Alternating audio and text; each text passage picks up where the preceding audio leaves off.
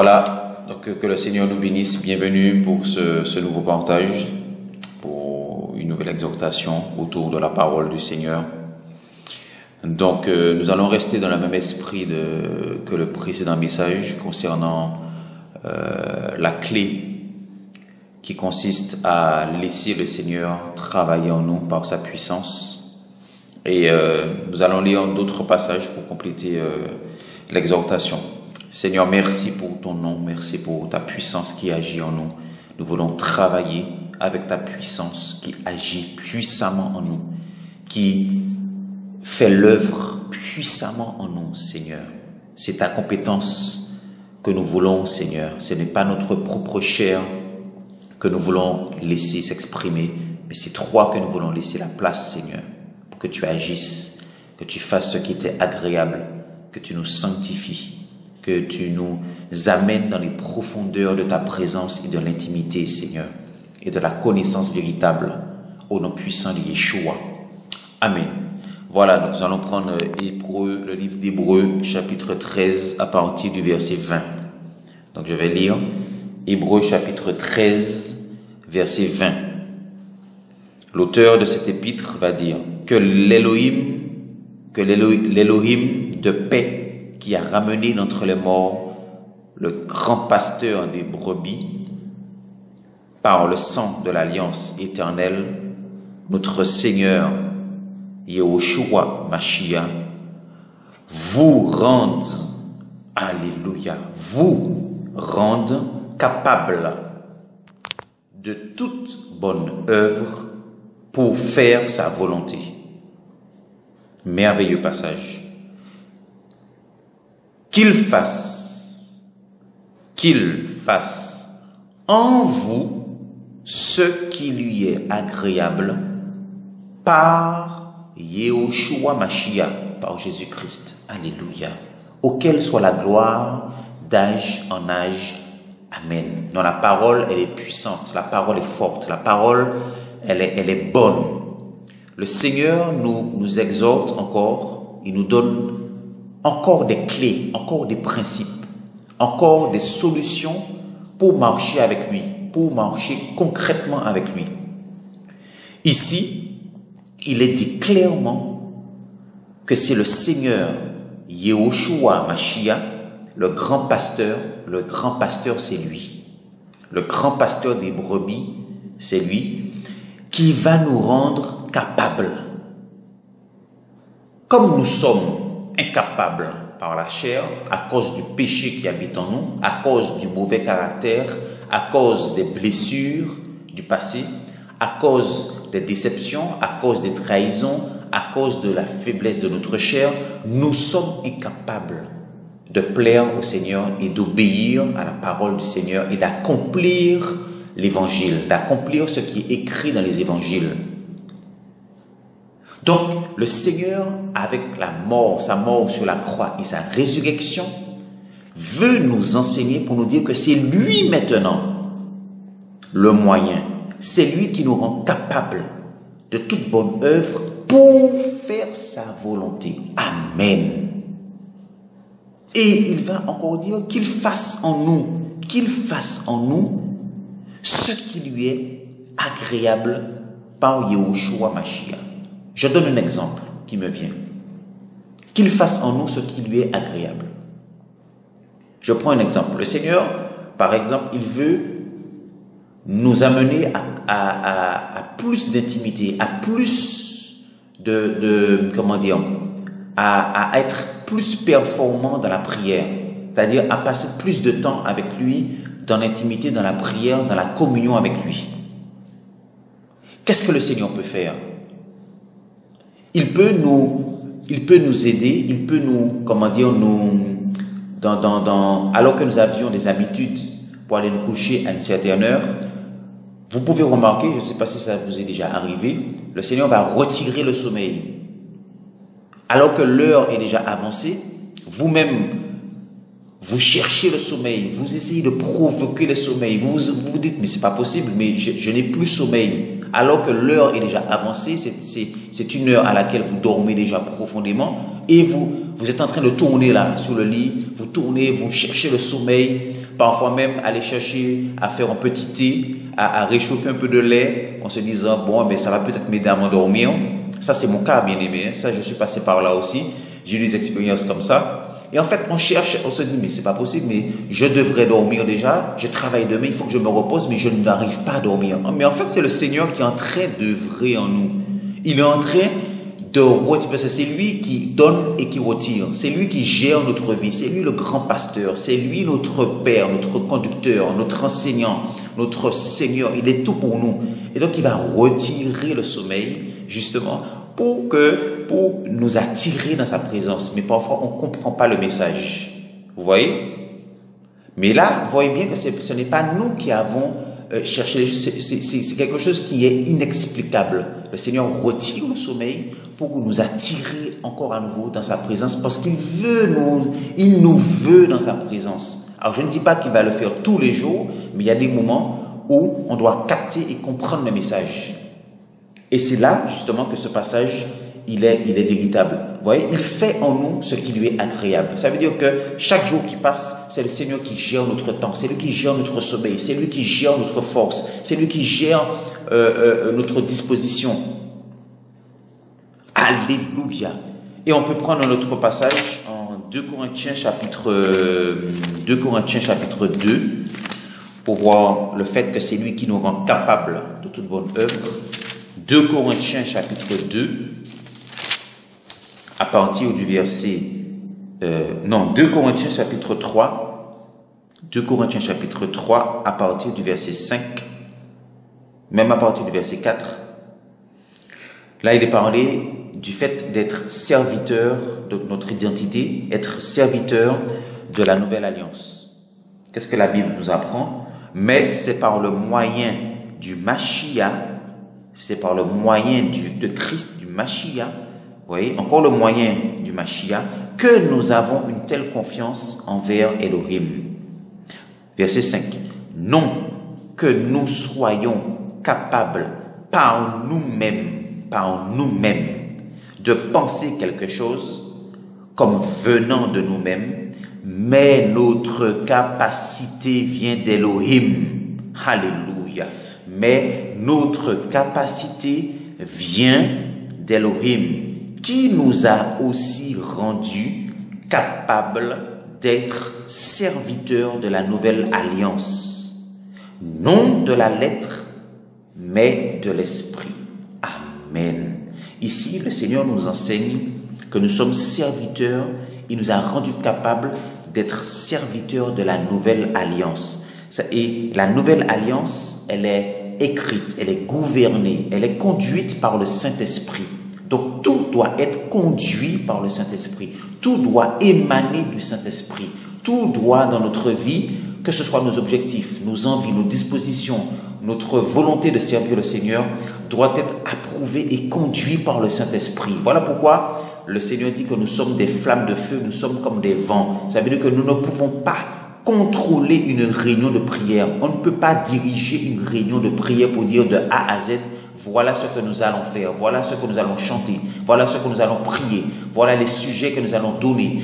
Nous allons prier à tel moment pour la guérison. En fait, tout ça, ce sont des choses que nous faisons par nous-mêmes et que le Seigneur n'a pas décidé de lui-même. Alléluia. Vous voyez, verset 6, qui nous a aussi rendus capables d'être serviteurs de la nouvelle alliance, non de la lettre, mais de l'esprit.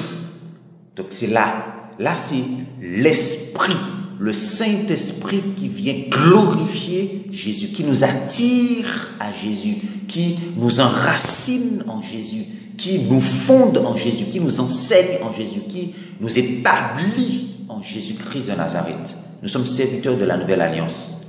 Et verset 5 nous dit, non que nous soyons capables par nous-mêmes. Ici, pourquoi? Parce que Paul faisait allusion au peuple d'Israël qui était sous la première alliance. Dans l'ancienne alliance, le peuple d'Israël devait obéir par eux-mêmes. Ils étaient livrés à eux-mêmes. C'est-à-dire que avec leur propre chair, ils devaient obéir, bien-aimés, à 613 commandements. Pas les 10 commandements seulement de Exode chapitre 20, mais il y a 613 commandements dont 365 commandements qui étaient négatifs. En fait, c'était des interdictions. Ils n'avaient pas le droit de faire des choses. Ils avaient 365 commandements qui disaient « tu ne dois pas faire ». Tu n'es pas autorisé à faire. Tu ne dois pas faire ceci. Tu ne dois pas faire cela. Et les autres commandements disaient, tu dois faire ceci pour être béni. Tu dois faire cela pour avoir une bénédiction. Ça, c'était dans l'ancienne alliance, sous Moïse. Dans la première alliance, le peuple d'Israël, ils avaient un joug. Ils portaient un joug très fort, un poids très lourd sur leurs épaules à cause du péché. Parce que le péché et la faiblesse de leur chair les empêchaient d'entrer et dans la présence du Seigneur et d'obéir au Seigneur. Voilà pourquoi quand Jésus est venu, il va dire en Matthieu 12, verset 40, enfin Matthieu 12, il va dire, mais vous qui êtes fatigués, vous qui êtes chargés, venez à moi, parce que mon joug est léger, mon fardeau est léger et mon joug est doux. Vous voyez, mon fardeau est léger. Il va dire, vous êtes fatigués, peuple d'Israël, parce que vous avez tenté, vous avez essayé de plaire au Seigneur par vous-même. Mais maintenant, moi, Jésus, je viens pour être le moyen maintenant. Je suis le moyen. Je suis votre capacité. Je suis votre compétence. Je suis votre vie. Je suis votre moteur. Je suis celui qui vient vous alimenter. Alléluia. Oh Seigneur. Et on peut prendre Romains chapitre 7 verset 18. Est-ce que c'est Romains Romains chapitre 7. On va voir quelque chose de très intéressant qui va nous aider à comprendre pourquoi, quelle est notre identité dans la nouvelle alliance. Pourquoi Jésus est mort à la croix? Quelles sont les conséquences de sa mort et de sa résurrection à la croix? Romains chapitre 7, l'apôtre Paul va nous décrire son expérience concrète. Il est passé par ce chemin. Il a eu une expérience amère. Et il va nous livrer son expérience pour nous aider, nous donner des clés dans la marche avec le Seigneur. Romains chapitre 7, au verset 16. Oui. Or, si je fais ce que je ne veux pas, je reconnais par là que la Torah est bonne. Mais maintenant, ce n'est plus moi qui accomplit cela, mais le péché qui habite en moi. Donc Paul voulait dire qu'il faisait des choses qu'il ne voulait pas faire. Il désobéissait, il faisait sa propre chair le poussait à penser des choses, à raisonner, à poser des actes qui étaient contraires à Dieu, qui étaient contraires à la parole, à l'évangile. Et il va dire, mais je constate que c'est le péché qui habite en moi. Verset 18, car je sais qu'il n'y a rien de bon en moi, c'est-à-dire dans ma chair, parce que le vouloir est à ma portée.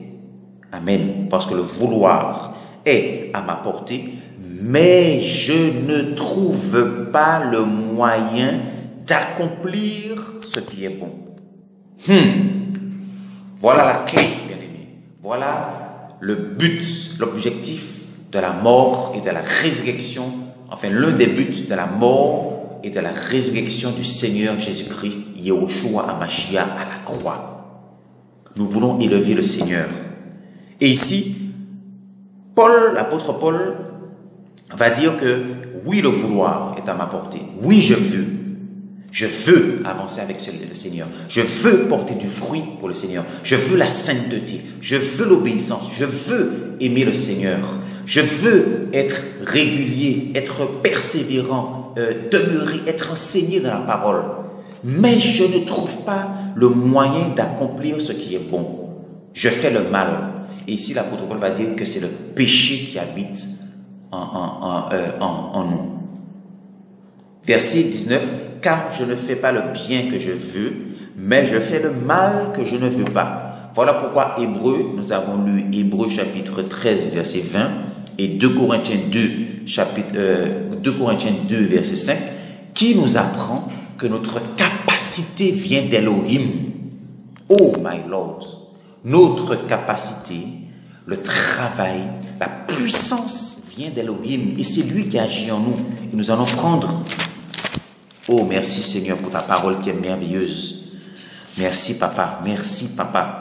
Éphésiens chapitre 3 au verset 16. Ça, ce sont des passages que nous lisons, mais quand le Saint-Esprit met la lumière, quand le Saint-Esprit produit le déclic, quand il met sa touche, il signe, quand le Saint-Esprit met sa signature sur un passage, bien-aimé, ce passage prend une autre valeur, un autre goût, une autre saveur spirituelle. Oh, Éphésiens chapitre 13 au verset 16, non, Éphésiens, ouais, je perds mes mots, Éphésiens chapitre 3 au verset 16, il est dit, à partir du verset 14, « À cause de cela, je fléchis les genoux devant le Père, notre Seigneur Yahushua le Mashiach, de qui toute la famille dans les cieux et sur la terre tire son nom, afin que selon la richesse de sa gloire, il nous donne d'être puissamment fortifiés par le moyen de son esprit dans l'homme intérieur. » Donc ici, nous apprenons encore que nous avons un homme intérieur. Nous avons l'intérieur, dans notre intérieur spirituel, dans notre esprit, dans notre homme intérieur. Le Seigneur va fortifier notre homme intérieur par son esprit, par le moyen de son esprit. Ce n'est pas nous qui le faisons, mais c'est le Seigneur qui travaille en nous.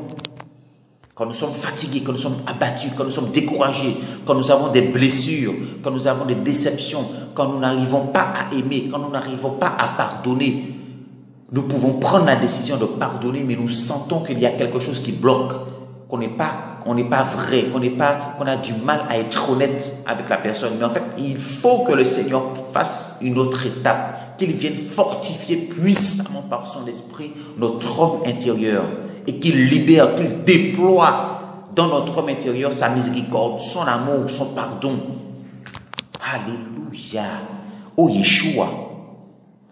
On continue le passage, verset 17, en sorte que le Mashiach habite dans nos cœurs par le moyen de la foi. Verset 20, même le verset 17, oh là là, il est puissant. Le verset 17, il est puissant, ça mérite qu'on s'arrête dessus, mais on va le reprendre si le Seigneur le permet pour une autre fois. Verset 20, or à celui qui par la puissance qui agit en nous avec efficacité peut faire infiniment au-delà de tout ce que nous demandons et pensons.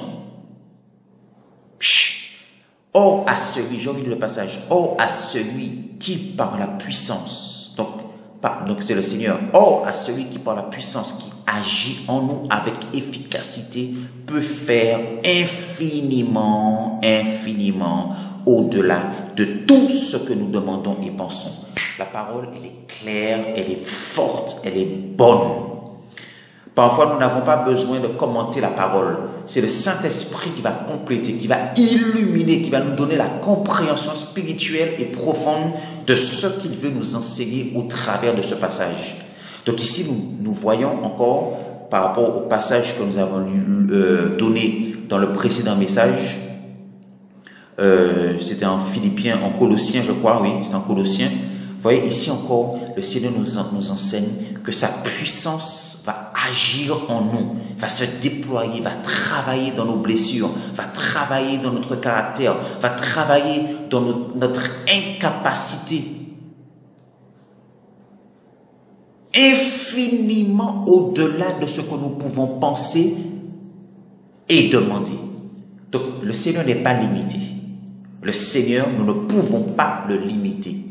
Voilà pourquoi c'est le Seigneur qui va lui-même. Parfois, on peut prier, on peut essayer de faire des jeûnes, on peut essayer de mettre en place des réunions, on peut essayer d'être régulier à 100%, chauffer une chaise dans une église. Mais on constate que notre état ne change pas, qu'on tourne, qu'on fait du surplace. En fait, le Seigneur veut vraiment que nous puissions comprendre que nous le limitons. et des péchés qui sont tenaces dans nos vies, le Seigneur peut les ôter, peut nous délivrer, mais comme il veut. Ça peut être sur le champ, comme ça peut prendre du temps. Mais c'est le Seigneur qui décide. Mais il peut faire infiniment. Bien-aimés, prenons ce passage, mangeons-le, goûtons-le, méditons-le. Vraiment qu'il soit gravé dans notre cœur par la puissance de l'Esprit du Seigneur. Voilà. Donc il y a d'autres passages, mais là je vais m'arrêter à ces passages. Vraiment, je nous encourage à revenir sur ces passages pour qu'on puisse réaliser vraiment notre identité encore avec le Seigneur. Vraiment, soyez bénis, soyez fortifiés, que le Seigneur nous encourage dans cette fête des temps difficiles. Au nom de Yeshua, au revoir.